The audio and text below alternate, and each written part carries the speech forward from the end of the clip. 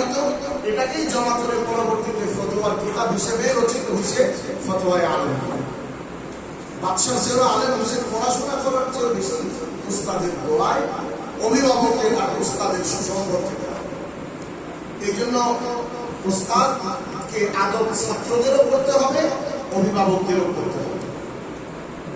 কোন ছাত্র অথবা কোন অভিভাবক যদি উস্তাদের বিরুদ্ধে কোনো নির্দিষ্ট এমন শেখায় থাকে যেটা মাদ্রাসার জন্য ক্ষতিকর, সেটা মাদ্রাসার কর্তৃপক্ষকে আদবের সাথে জানাবে এবং তাও বলবে যে দেখেন উস্তাদের সম্মান বজায় রাখবেন, সম্মান নষ্ট করবেন। এমনকি সে যদি গুনার অপরাধ করে তবুও এটা এমন সেন্সিটিভ জিনিস যে উস্তাদকে বলার, অভিভাবককে বলার ক্ষেত্রে, কমিটিকে বলার ক্ষেত্রে এইভাবে বলতে হবে যে এটা অন্যায়, এটা ভুল করতেছে উনি, এটা আপনারা একটু খেয়াল করেন, তবে মনে রাখবেন উস্তাদের সম্মান নষ্ট করবেন। তাহলে আপনার বাচ্চার ভবিষ্যৎ ইনশাআল্লাহ সুন্দর। আর ছাত্রদেরকে বলছি রোজানা ওই একটা আদবের মধ্যে একটা আদব হইল যে উস্তাদের আদব, মা বাবার আদব, মাদ্রাসার আদব, এটাকে তোমরা দোয়া হিসেবে বলতে।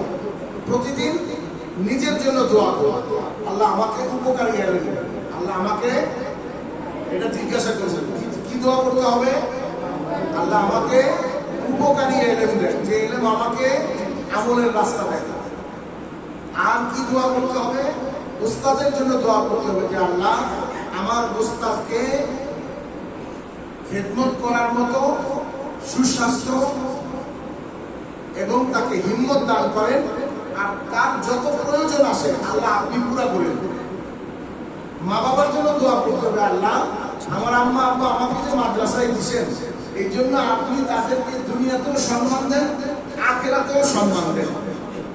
মাদ্রাসার জন্য দোয়া করতে হবে যে মাদ্রাসা আমাদের পড়াশোনা থাকা এত সুন্দর ইন্তজাম করছে, এই মাদ্রাসাকে আল্লাহ আপনি আরো বড় করে দেন, আর এই মাদ্রাসাকে আপনি কবুল করেন। আল্লাহ কবুল করলে গাছতলাও কবুল, আল্লাহ কবুল না করলে বীজতলাও কবুল না। এই লাইনে কবুলিয়াত বড় সহজ, কবুলের জন্য দোয়া লাগে, কান্নাকাটি লাগে। মাদ্রাসার জন্য দোয়া কি করবো, যে আল্লাহ এই মাদ্রাসাকে আপনি আরো উন্নতি দান করেন, মাদ্রাসাকে কবুল করেন।